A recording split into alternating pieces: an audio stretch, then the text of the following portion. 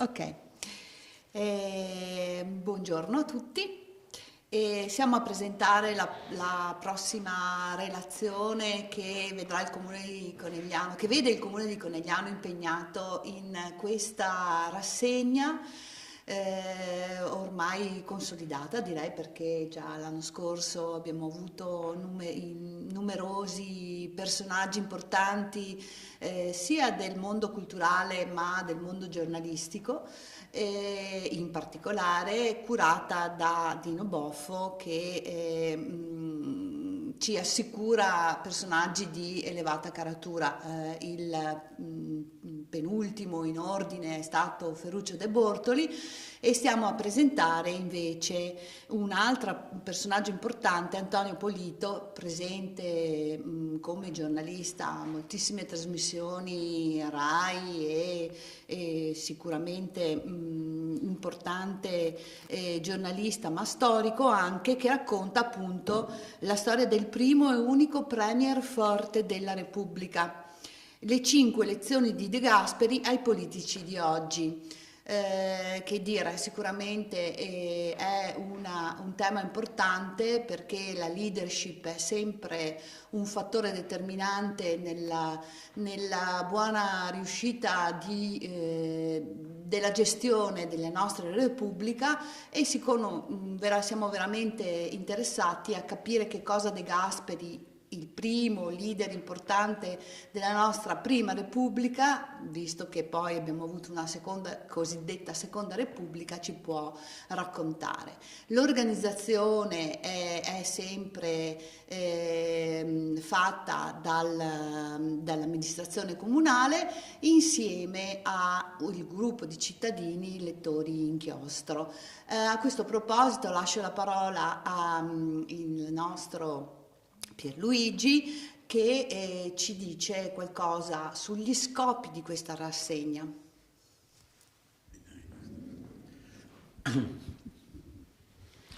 No, ciao Gianpietro.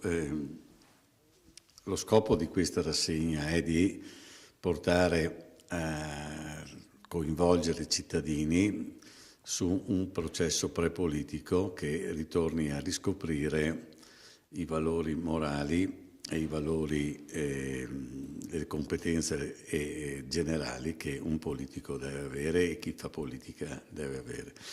E in questo contesto si inserisce l'invito ad Antonio Polito che parla del costruttore, cioè di un grande politico, forse il più grande politico che l'Italia del dopoguerra abbia avuto, che giustamente dal titolo è stato un costruttore, non un distruttore. Questo è un grosso ed importante messaggio a tutti i politici odierni che cercano di delegittimare l'avversario distruggendo tutto ciò che è stato fatto e riproponendo qualcosa di diverso.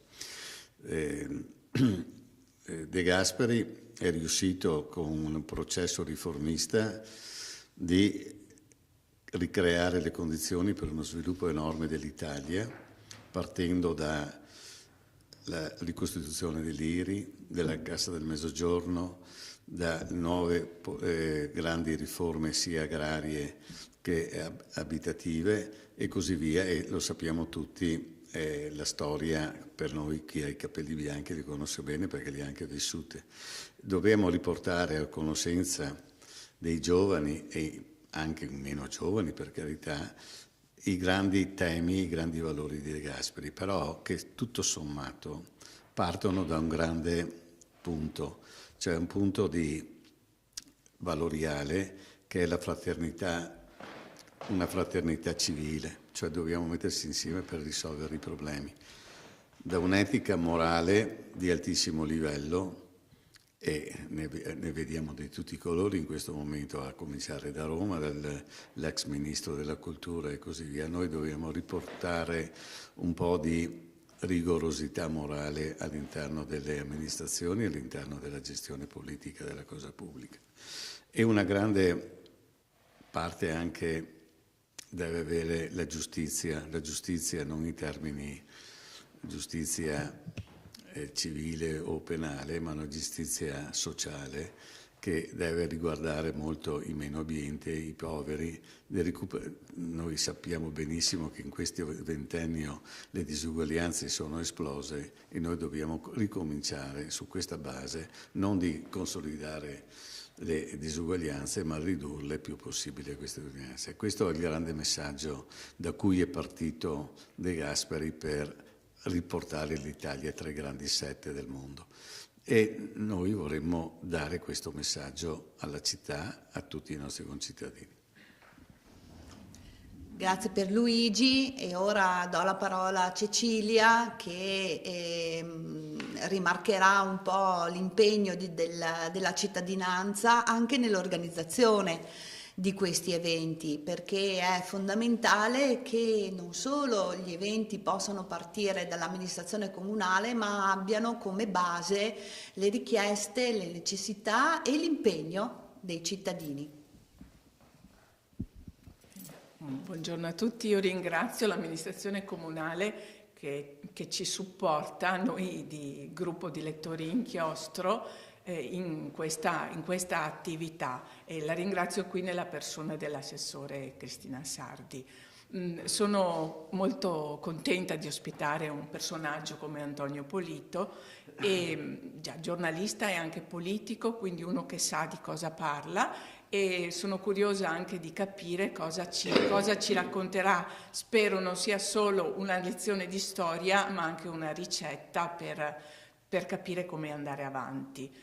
Poi anticipo già il prossimo incontro del mese di gennaio e avremo con noi lo scrittore Paolo Malaguti. Grazie.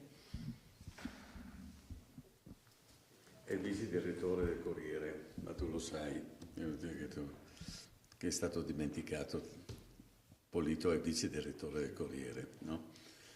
Ed è forse anche l'anima più attiva dell'Istituto Bruno Leoni, cioè quell'istituto di ricerche sul liberalesimo italiano, e propone veramente delle ricette liberali per uscire dal pantano in cui siamo arrivati.